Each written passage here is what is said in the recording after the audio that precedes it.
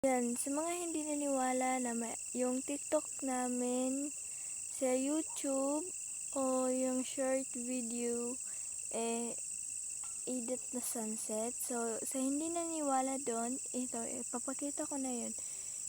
Ipapakita ko yung sunset na hindi edit. Yan, guys. Sa hindi naniwala na edit. So, ngayon, ganyan po yung itsura. Medyo tingin nyo edit, pero hindi po talaga yan edit. Gabi na talaga. Tingnan nyo, ang dilim-dilim na po. So, yan po, hindi po yan edit. Yan.